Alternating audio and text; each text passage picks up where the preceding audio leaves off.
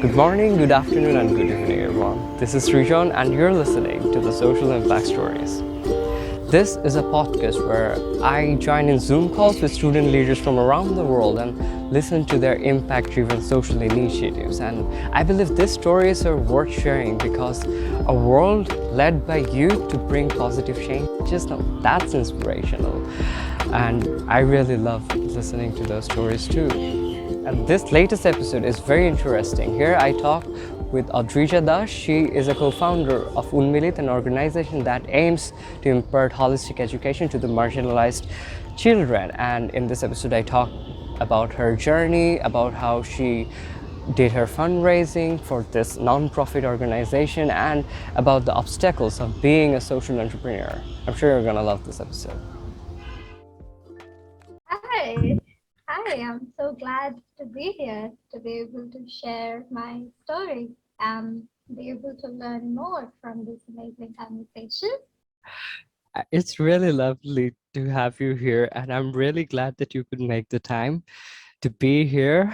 And I'm just loving it. Before we were starting, I was reading through your emails and the thing you are doing, which is really fascinating because what I understand from reading the articles and everything. So the organization is a student-led organization that you co-founded with your college mates, which is Unmilit.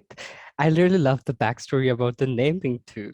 We'd really get into it a bit more. So what you guys are doing is you are supporting local orphanage and lower income families, students with school supplies and helping them to grow, and you have impacted 130 people already, which is huge, amazing, congratulations on that.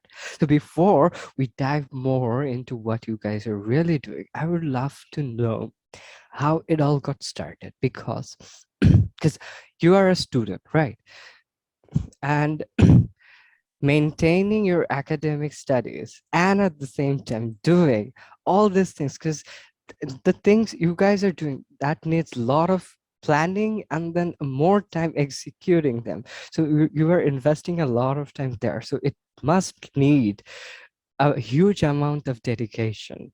So what really keeps you motivated for doing all this, and how it all got started? Well, when I say that education is the stone for a more equitable future, is what I truly have believed in from the very beginning.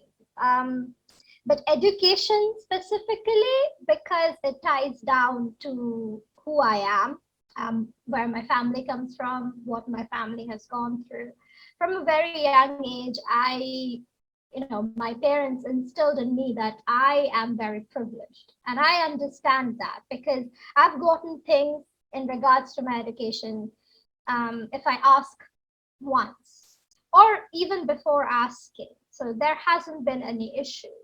But because I have this privilege, I also believe that I have the responsibility on the other hand, because I acknowledge that not many, in many areas, especially the majority, do not have the access to education. And I would love to change that.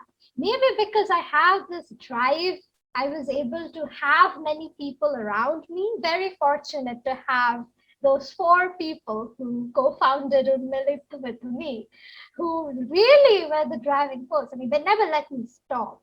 I think when like-minded people get together, you do wonders. I think that's what happened, and that's what keeps us going. Basically, I mean, 130 people when we started off. I remember when we were filling up the Millennium Fellowship form, that how many people you think you'll be positively impacting.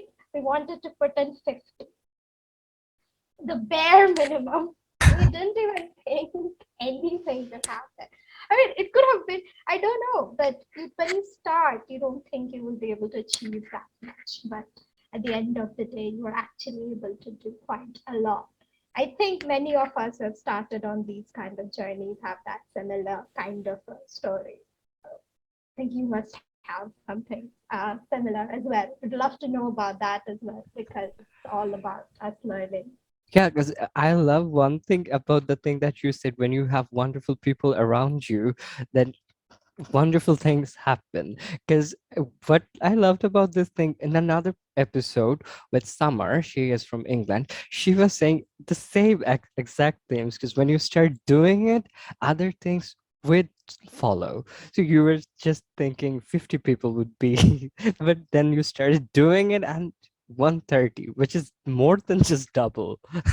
So yeah, when you start doing great things, the impact starts exponentially growing. Anyway, sorry for interrupting. Please continue. No, no, absolutely not. So that's what it all ties down to basically. And also, coming from a country where right to education is a fundamental right. So everybody has a right to primary education. But what is the reality is that having a fundamental right to education does not cement the fact that everybody has the equitable access to education.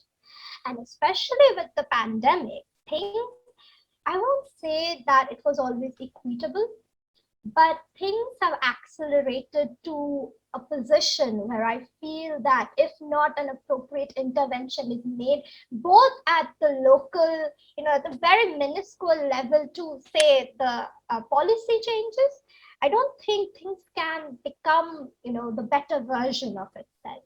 So I think that's why we started Unmilit.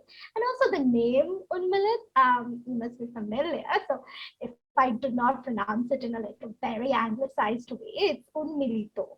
So Mhm. basically, what we meant was what it means in Bengali is bloom to bloom. And we believe that education will lead to that blooming into the Everest of potential, as I put it in the form, which I don't think we have been able to achieve to that extent, but we're working towards that build by build, and I hope it happens. But yeah, so it all comes down to this one thing. I have faced this problem a lot, that a lot of communities that we work with, they are so used to the fact that they cannot have education.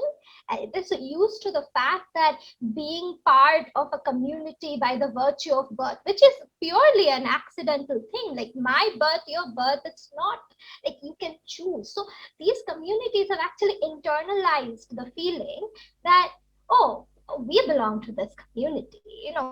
Getting an education is extremely difficult when you are from this one. But it shouldn't be when we are peddling in every school level, college level essay, education is a basic human right. That is what is being taught and peddled day by day, but you are actually not seeing it translate. So I guess that's how it all, I think, comes full circle. That as students, as a person who has fallen in love with the circle of academia, I will do my level best to stabilize things, to have, so that people doesn't it's not just literacy, having a dignified life. Education gives you a chance at that. So that's it from my side on this. That's how it all got started, basically. The thing I all the thing you guys are doing, that's really amazing. But that what touched me the most is how you're talking about it. Because when you're talking, we can feel that passion in your voice, in your expressions, and how much you are passionate about it. It totally comes up when you're talking about it. And truly right. And so another thing that you mentioned about the education system itself and being your neighboring country, I totally understand that, because in this subcontinent it is a right, but it has become kind of like a privilege, not anymore just a right. Although yeah, certain initiatives are being taken. But another question that I not a question, rather a thought that really, I mean, amazed me was you guys are saying holistic education, and I really love that part, because in our subcontinent the education system is more of a bookish education system. It more focuses on textbooks, but Exactly. we need to address other things, not just the textbooks. Because when in a holistic education system, it addresses a student's emotional, social, ethical, and academic needs, all of it. And we are hardly addressing all of it.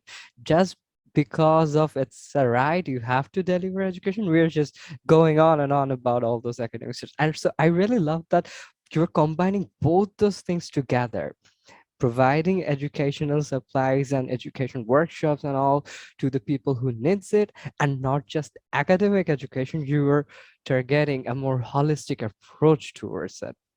So I really love to know how you guys are doing all these things and what you guys are really doing here. Yeah, so when this project actually started taking its form, I'm going to be very honest. It started with the Millennium Fellowship. So Hmm. I received a WhatsApp message from one of I'm one of the co-campus directors. I have another campus director, of course, like two campus directors. So she Okay. was the one who actually brought us all together for Millennium Campus Network and the fellowship and everything. So when we were brainstorming about the social impact actually. So, there was this line, education for all, under the UNAI impact thing, that what are you actually working towards? So when we clicked on that, I think as sociology majors as well, it always irks us that academia and academic bookish education is not the end all be all. In, you are my neighbor in the truest sense of the term. So like no one better understands the situation than you. So and also like our parents, they peddle you, like school education, academia, or the best thing. I think as Bengalis ourselves, the thing is Mhm. we are very, much into co-curriculars as well, but you That reach is a true. certain age and Mhm. it's like, you need to enter your professional career, everything goes out of the bracket.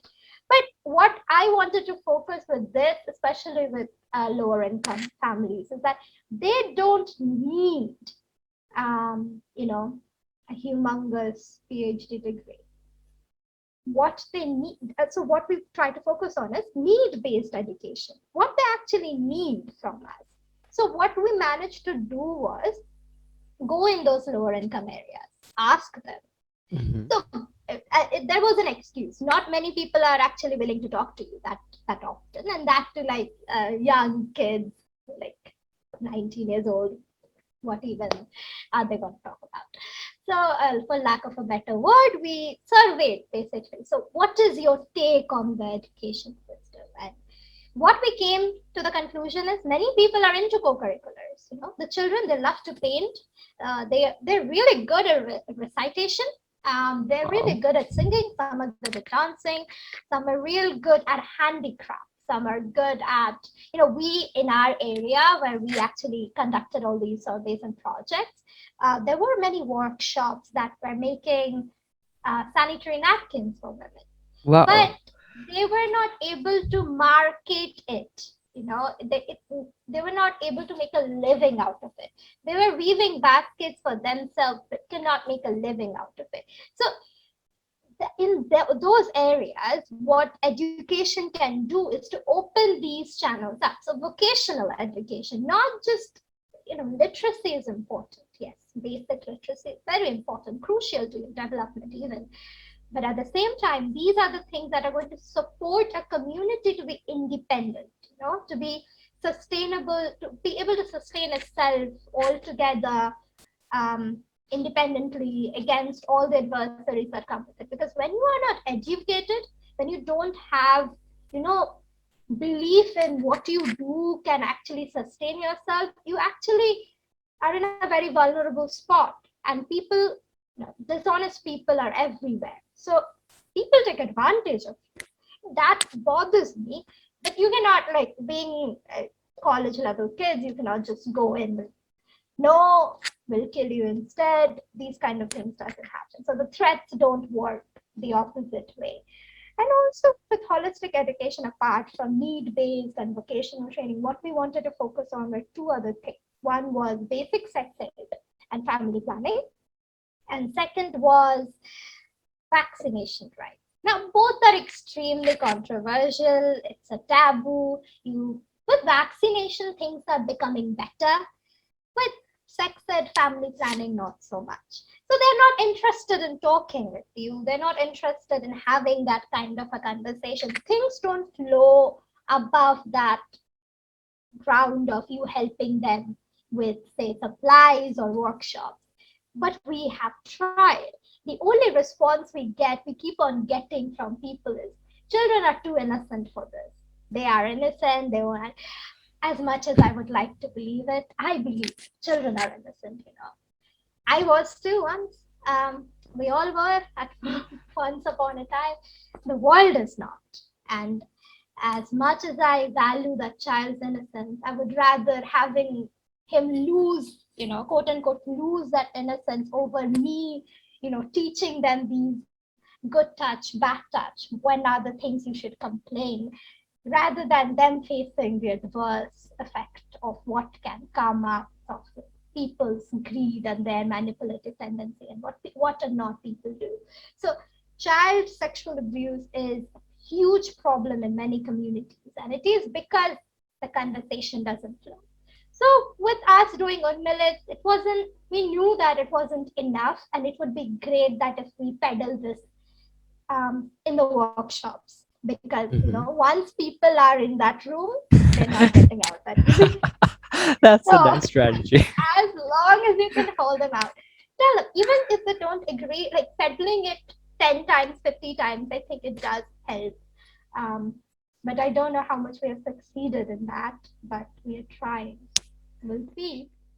We are I nowhere near hope the you end of it. succeed soon. So the workshops, what are they about actually? What are the workshops you guys are taking on? Yes, so basically, what it includes, first of all, with the kids, is the co curricular activities. Now, kids are Hmm. fascinated with mobile phones and laptops, so you make use of that. It's not, I don't, when we first started off, we started off at a local orphanage because we needed a structure at Right. place, with kids where they can come and sit and we can teach. I remember I brought in my laptop and we were talking, talking, talking, teaching them this and that. And all they were interested in me was for me to play a cartoon on the laptop. And but so for the next day, what we did was we taught through the cartoons. Teaching them through the cartoons, those moral sciences, moral education. Now you have everything at your hand. So you teach them little things like you want them to know about because these are little kids. So health, hygiene, how to wash your hands.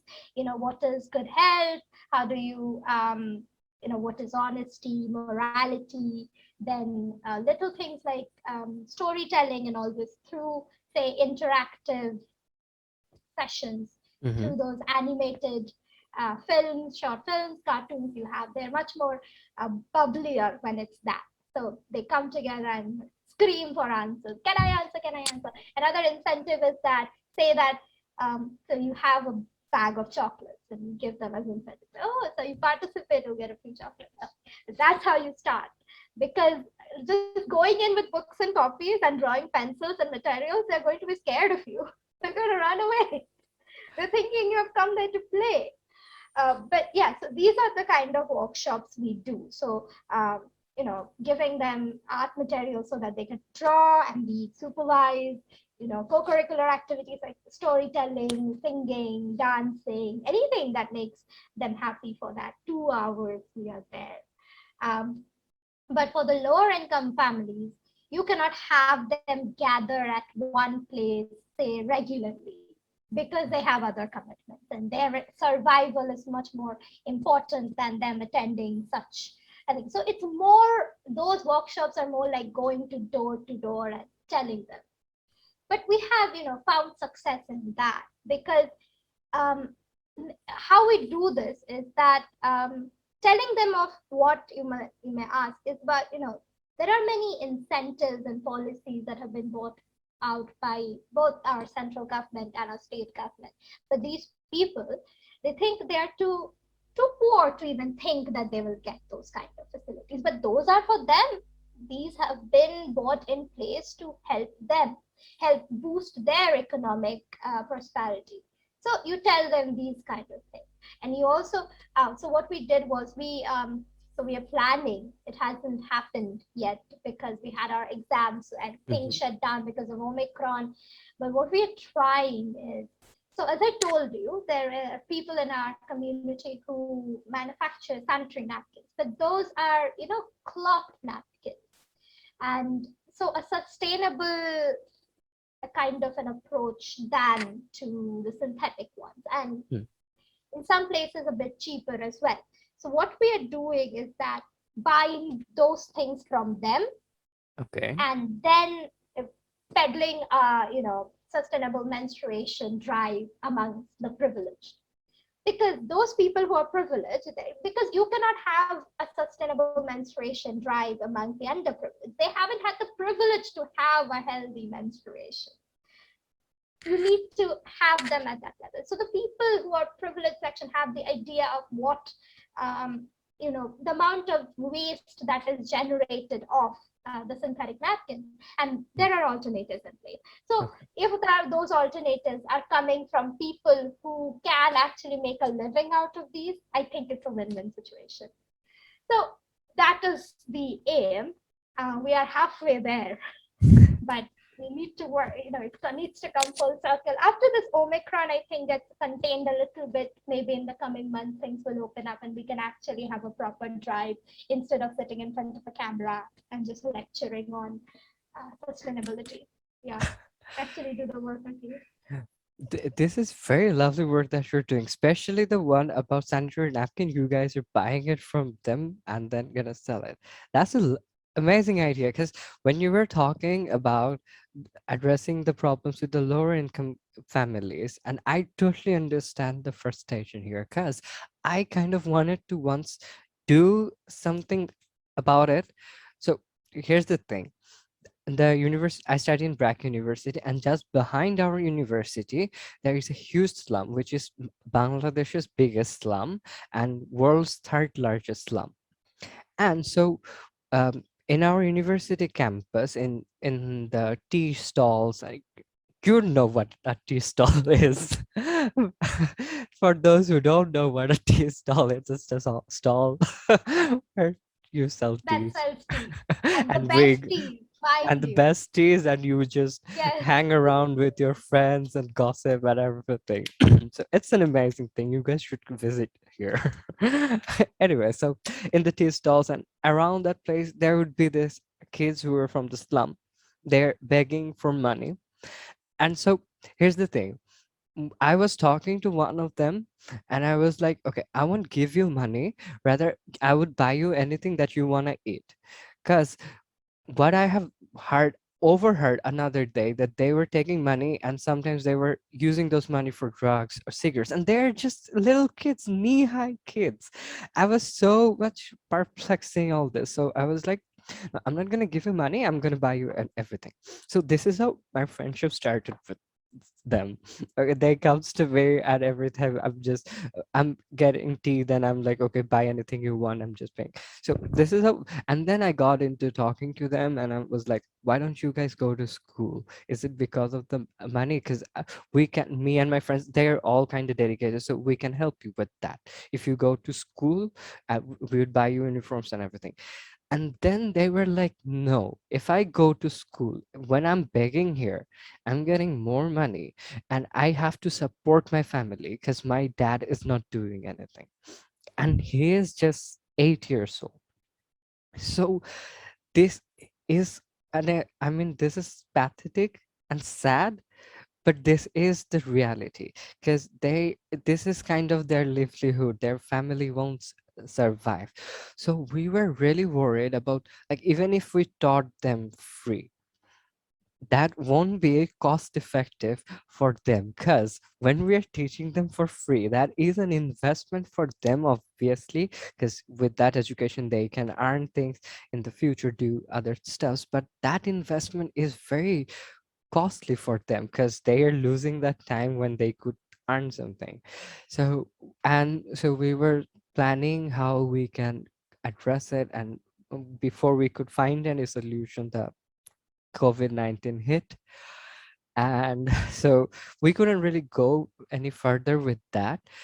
So that is the problem. Like, even even if I find every single student to sponsor them, there are a lot of people there. So that is not a solution. Money is not the solution here. But why I'm sharing this story is because I loved how you guys are taking their skills, making them more trained on it, and then helping them by buying those things from them, selling it, and it is working both ways, creating awareness about the menstrual cycle, and at the same time helping them, encouraging them to be more skilled about these things, and at the same time you guys can throw in the educational things and they can learn. So that's a very intelligent thing to do. I should try something like that, my friends and all. I'm sure you're gonna do great because I think this is a universal problem that kids Hmm. are there to support the family. That's why I always say family planning is essential. But again, taboos, culture, politics just overlap.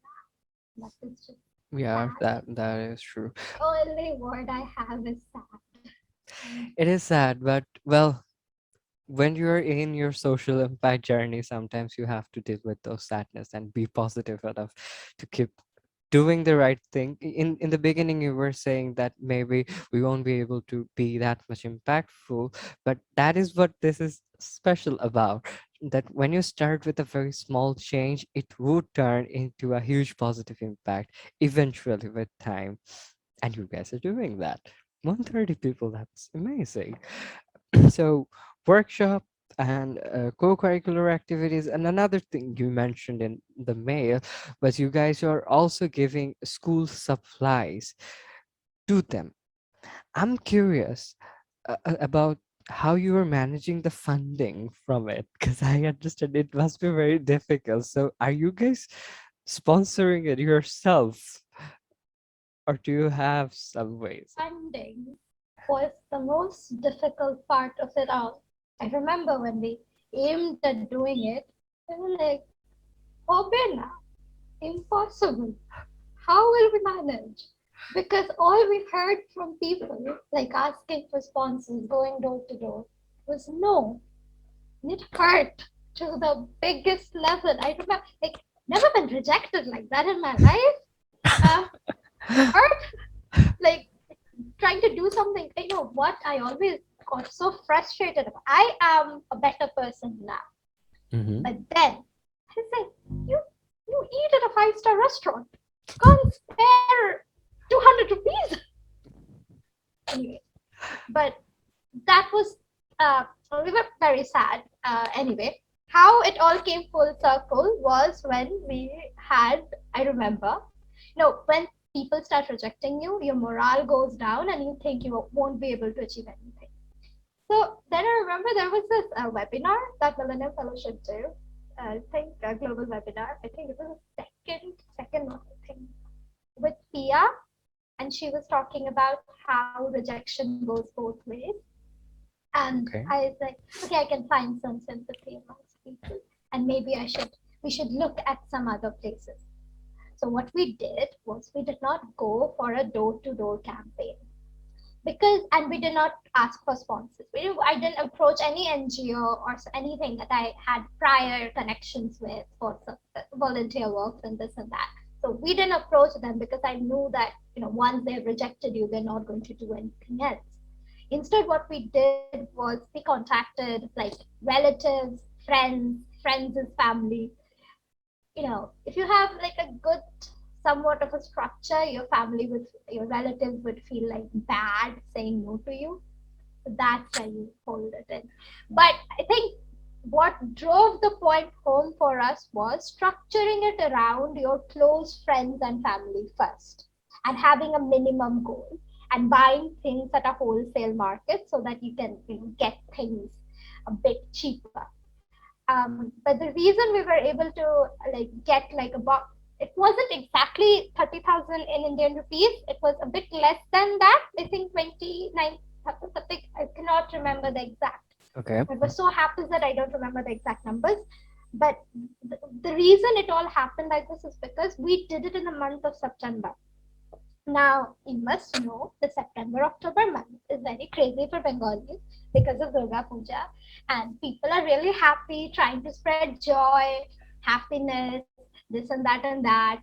So you hold people's happiness there. You are spreading happiness. Give us some happiness. We're gonna make these kids' life happy. And I've seen this, you know. At first, this rejection hurt because we were thinking too far. But when it came to like near family friends, when they heard what we were doing, they were more than ready to help with that. Even I'll tell you, I don't think many people are familiar with the concept of tuition teachers, but we have tuition teachers in India, like Mhm. people who We just have have to here in teach you, Bangladesh too. yeah, like just extra coaching or something. You know, one of them sponsored like whole bunch of copies and pencils and all that. And even like, so one of my members, like one of the five of us who founded Unmilit, her family has, one of her relatives have like a huge store. So he funded all the food that we gave to the kids. We cannot just have a donation drive without food because kids love food. We love food. So he just funded all of that. So things came full circle when we looked closer. So what I've learned from this entire exercise is that when you start off and you do not have anybody backing you, you are not a huge organization. You are a little person whom many people have never heard the name of. So the only way you can drive it home is to look very close to home. Once you have done that, the next step, now people know. So from their friends, your relatives, their friends, it comes full circle. Now we have people saying that when you do something like this next time, do contact us. We'll love to pitch in. Wow. So things have come full circle. And I don't know, how was your fundraising experience? Have you had any these similar kinds of stories? Okay, my one is different because the project I'm really working on at the moment, that is more of a startup. And so we approached investors and all. And so that was a different thing. And I guess it's not really suitable for this conversation. But yeah, one similar story I have, because it's also kind of related to your idea, but it was sponsored by myself. So, because in the pandemic, we have book fairs in our country in February, which is a huge thing here, and because Bengalis are very fond of reading books and everyone loves going in. So it's a festival here, the annual book fair that happens in February. But because of the pandemic, that first at first got delayed and then it didn't happen. And so where I live, the children around me, they were very sad and I'm very friendly with all of them. So they were very sad about it. What can we do? What can we do? And so my idea was, okay, let's do a book fair by our own. What we're gonna do, maybe you have two books that I haven't read, and I have five books that you didn't read. So we fixed a date, and everyone came. Around 20 people came. I just used five or seven people, but from one to another, everyone knew about it. And then around 20 children, all of them.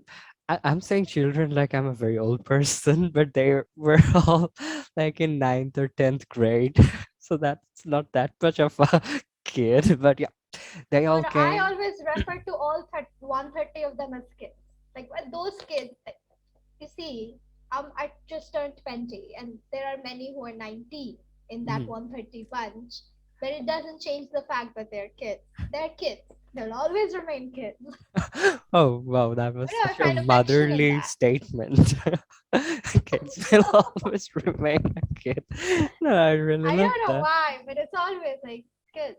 Mhm. But no, that's Okay, so absolutely those kids, they came with their books, and our plan was today so I asked them to bring some bed sheets so they could spread it on the field, and they uh, kind of made their own stalls for books. And the thing I loved about it is they were literally advertising their books. Like, I have read Harry Potter, and you should read this Harry Potter book too, because Harry Potter is this and that. So they were sharing a about what they have learned from it, and then they were able to sell it, as in it's not like getting money. They're just giving it to them. And our plan was, after a week, you can take as many books as you want, but after a week we again meet back, and then we exchange back our books, and then we talk about what we have learned from all those books. So this was kind of the thing that we did. And so to keep them motivated, I bought some gifts and everything, because they are, after all, kids. If they are just going back with their own books, at the end of the day they would be like, come on. So I bought some gifts for them, which was from my own saving. But I really love the We thing all that, start somewhere, you yeah, know. so I really want to do it again, but now the Omicron virus is getting, I mean, it's getting very difficult for everything, but let's hope for the best. But yeah, the thing that you shared, the experience that you shared, that's really something. And I believe a lot of people can relate to it. And most importantly, those who are planning to do something like that and struggling to get the funding can do this approach, staying close to bring it home first and then the next step. I really love how you guys like plan a thing very in a very organized way, and then you're moving forward. That's really lovely. So wow, I'm really amazed with the works you guys are doing. I'm telling you, it sounds great when I'm saying it, but when it was actually happening, it was chaos, complete chaos. None of us knew actually how to tabulate things because we never done this before. For the first time, you're doing something, there is an excitement, also, but there is also this point that you have to deliver because you know the people who have actually donated to your cause, you know them, they know you, they're going to see what ends up at the end of the day. That's And frightening. And and yeah. also the kids, I mean, you know what, I always felt like I did not want this to be just a donation drive. I wanted them to, just, you know not be, yeah, these people came for a day and just that. I didn't want it to be that because they have seen it a lot in their lives. They don't need some, you know we I always told all my fellow mates that it's not a savior complex you should go in. I always peddle the thought that work with the community, not for the community. Work with them, amongst them, they will accept you, very much so. But at the end of the day, I feel what we have been able to achieve with the fundraising, of course, is again, all of us come from a very privileged background.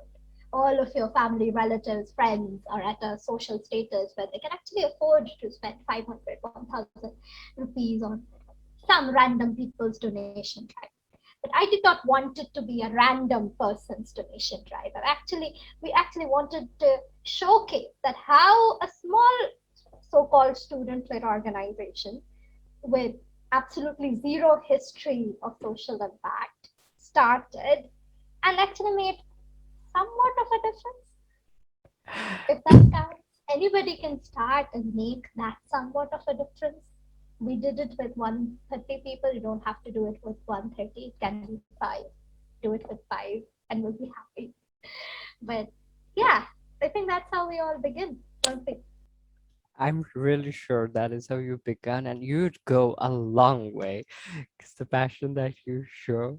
And I truly believe the idea that you guys are working on. And it is very important that other people come forward, start doing on their own, because you're doing it in your own community. And the problem with social entrepreneurship is it gets really tough sometimes, very tough, because as an entrepreneur you have more bad days than good days. Because most of the times you don't know what to do, no one teaches you how to do that, because if they already knew how to do, it would have been done. So we really don't know how to do all these things. But what I believe is the good days that we really have, those drive as a motivation to keep on going. Because you said about those 130 people, you thought about just 50, and then it became 130. And those 130 smile, I know how it feels like. it's just amazing. But yeah, that was my reflection on it. So what what do you think about it? Because I feel like it's very tough when you were working on this area, the social entrepreneurship line, and you keep on going. How do you stay motivated and keep on doing it? I don't actually. I'm a very pessimistic person, truth be told, and I think of the worst before I think of any good things happening. Um, but you know, I do not consider myself to be a social entrepreneur. I think I'm far, far, far away from You will be very having soon. This is how that it's true. that title. It's I'm not far really away. a title, rather, it's a thing that you believe in your heart. And if you are from your heart a social entrepreneur, then you really are. And I can sense that I appreciate. passion in your voice and your face, the way you care about the things you work for. But I guess yours is much more harder than mine. I mean, I approach people in a community that is ready to accept me to some extent. You approach people wearing suits, investors. That must be harder. I don't know. I don't think I'll have a trade off yours because I think yours is much more complicated. On my end, yeah, I have bad days, but you can sleep over it and you think, oh, it's okay. It didn't happen this month, it will happen next month. I'll save off something of mine. We'll make do of it. We'll find another place. Yours needs to be much more structured. Yeah, that's true. But with time, we keep changing to because we don't really know which one is gonna work. The thing about entrepreneurship is there is no perfect secret recipe. You have to keep trying, and then it just comes out. And So then cry at times. You need a that good cry to be. I think like social entrepreneurship comes with a package of crying at least an hour a day. Because I remember the donation drive at the beginning, like is zero. We all are at zero. I just was like, I'll leave it. And on top of that, you have academic stress. So that you have you have to maintain your academic performance. Like, I come from an a background, an institution that I've already established myself, and you have to like you cannot like totally slack off in your studies. You have to be somewhat manage both. So I did not want either to drown. how do You you are balance it? Like I continuously keep on facing this problem. How do I balance it? I don't know. It happens. I'm telling you, it just comes together. Nothing in my life. I don't know why. I think some bad omen or something. I'm not superstitious, but I believe in this bad omen I have. It's that nothing in my life goes right the first time. So it sinks to a level where I think I'm gonna drown and die, but somehow I just come back up. It has happened like academia. I'm telling you, I had my end sem, my second end sem exam, and I was doing everything. We were like structuring projects and this and that. It was like the start of the fellowship, and I had COVID, so everything shut down again. Oh no. And I'm laughing now. I was crying then, but again, so this Millennium Fellowship thing, I thought it will all fall apart. Like how will all of us, like, what are we gonna do in the middle of a pandemic?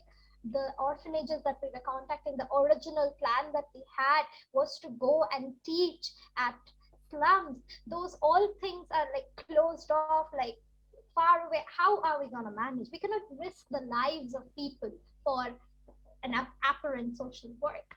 So I thought everything was going to fall apart, and it fell apart. But then it built itself up somehow. I don't know how, but somebody somewhere helped me out.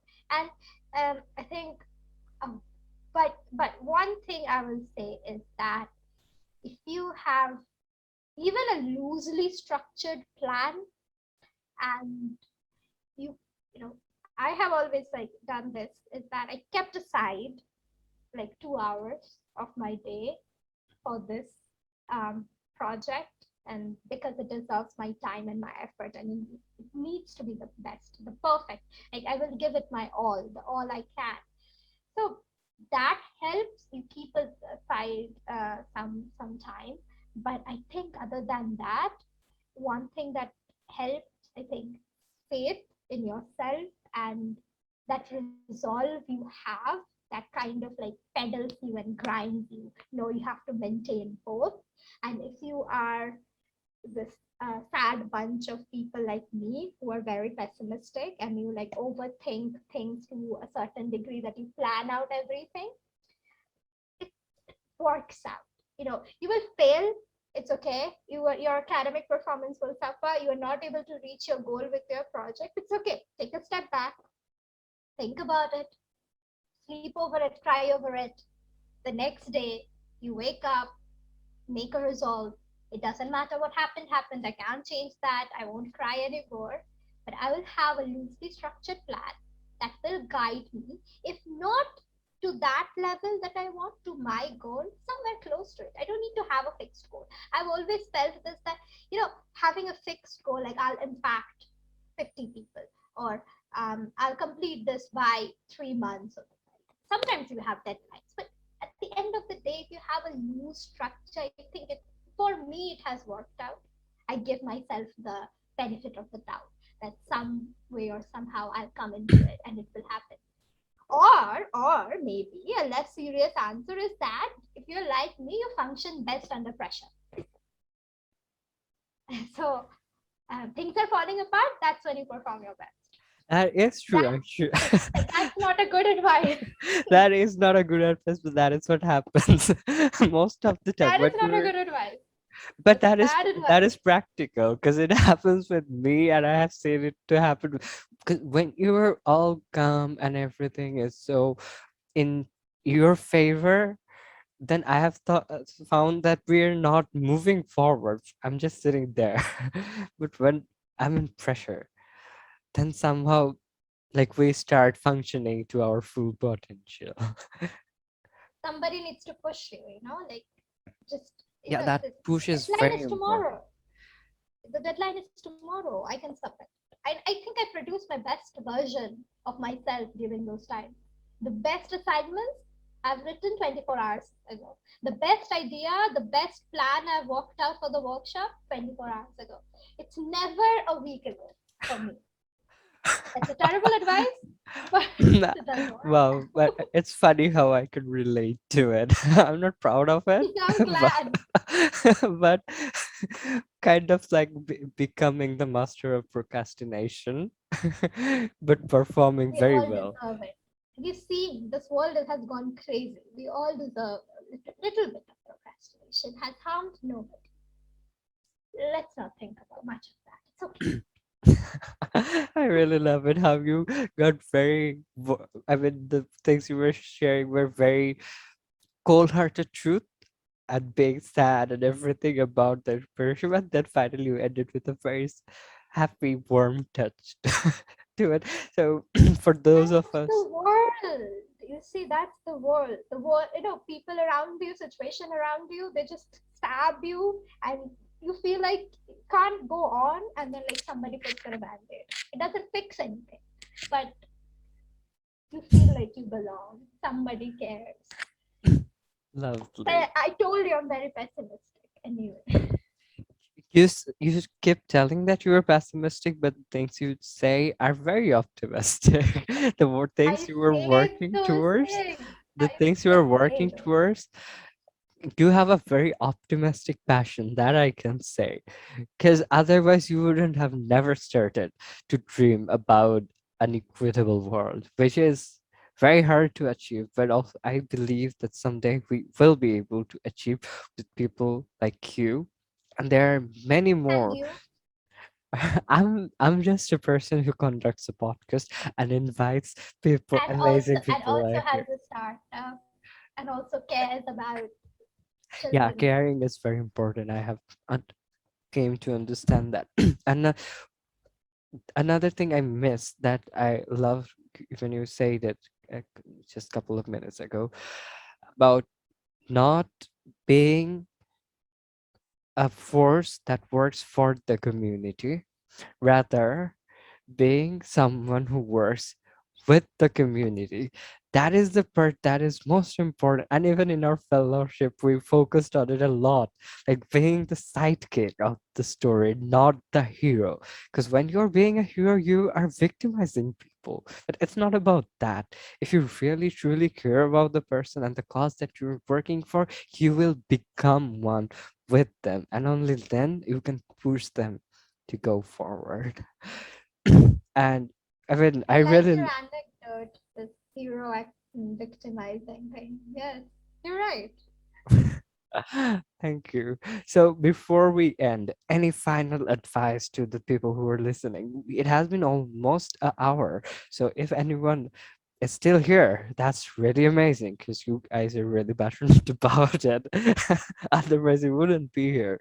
So for those people who are maybe thinking about starting a social impact journey just like you, any advice for them? I would say one of many advices my father gave me when we started out was that be proud of your project, be proud of the work you're doing. Because if you are doing something honestly, if you're doing something with all your heart and you know it's creating a positive impact, you need to have that pride in yourself and remind yourself every time that it doesn't matter if your impact is too little or too small. It's too easy. No impact comes easy. No positive impact has ever come easy. But with a little bit of resolve and faith, kindness and love, all of us are capable of doing wonders. So just be proud of a person who you're becoming if you are doing things honestly. I have incorporated it in my project that, when you're proud of your project, when you take pride in the work, you take pride in the people who are working with you, who along with you are forming formidable change, a community that is passionate, that is sustainable, that has a dignified life. I think that's wondrous right there, and that's my advice. I don't think I'm the right person for an advice, but if I had to give No, that is something, a very beautiful advice you just said. And obviously, you are the right person for it because you know what it's like to have those frustration of not being able to do it. And then finally, coming around those problems and going to a solution because that is what we need here and the student leaders who are all out there. So thanks again for coming here, taking this time and sharing all this stuff. thank And you for having me. It's an honor. it's my honor actually to be able to talk. So with that, stay tuned everyone for the next episodes. Thank you.